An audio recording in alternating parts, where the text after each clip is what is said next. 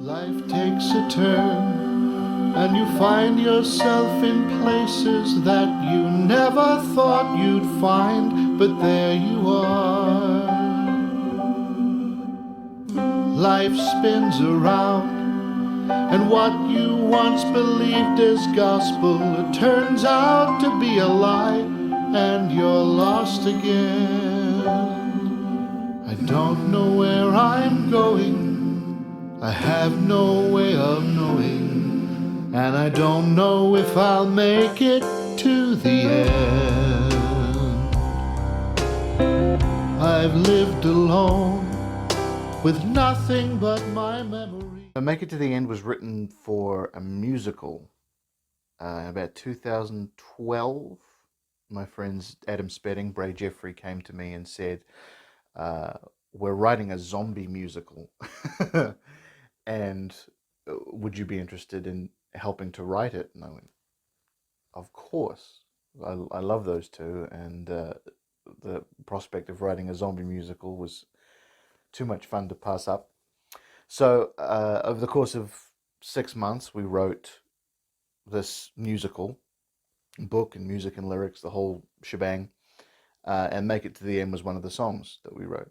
And it was in the first draft of the zombie musical that we had written. And it was one of the first times that Liam and I wrote something in like two halves, where it was something that he had come to us with this kind of first half that was really, really beautiful, but was also just like, I don't know what to do for this bridge.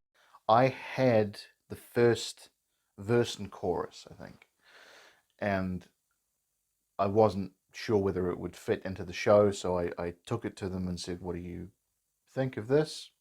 Happily, they loved it, and so we finished the song. Mostly Bray finished the song. I think from the time the whole band kicks in the song, that's all Bray. Everything before that is me, and then the rest is Bray, with some contributions from Adam along the way. I think the song blends together really, really, really well. But in it, I think you can see Liam and I's distinctive kind of two styles at the time.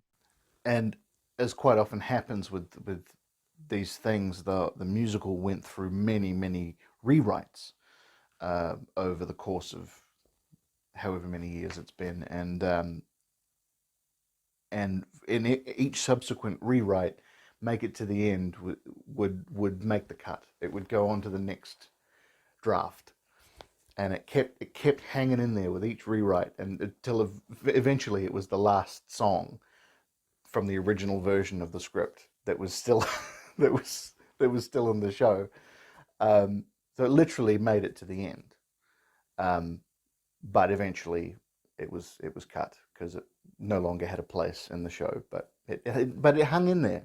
It hung in there for dear life until the very end. We did the bulk of the song on the piano, the main part first, and then recorded the beginning and moved it to the front because it was free, wasn't it? It was in free time.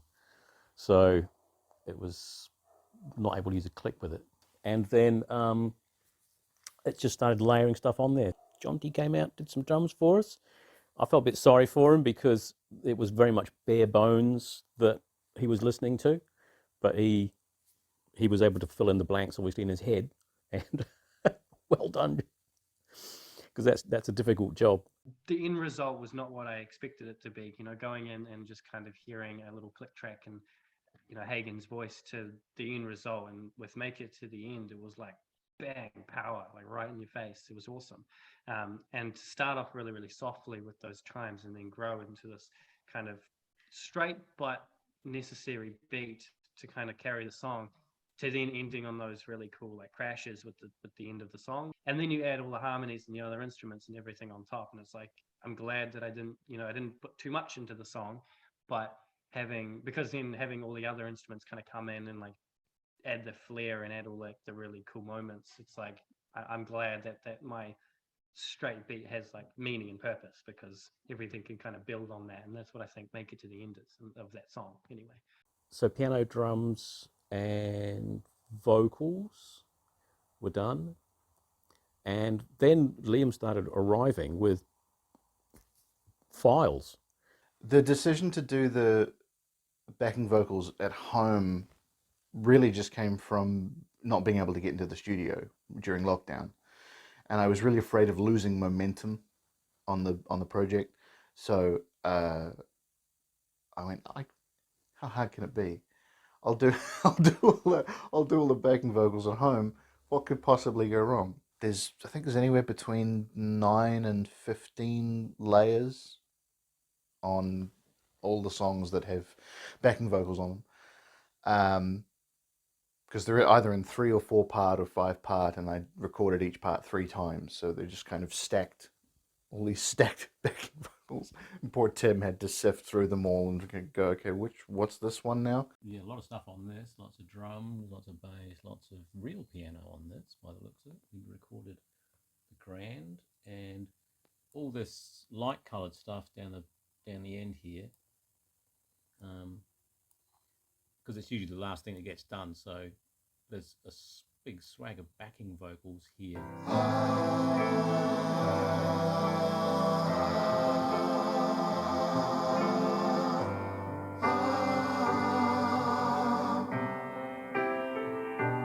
Takes a turn.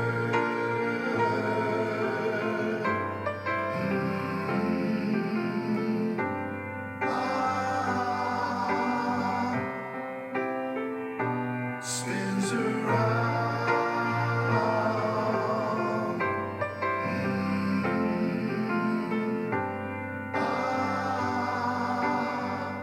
And just lining things up, getting it all sounding nice, and it's a cool song. It's very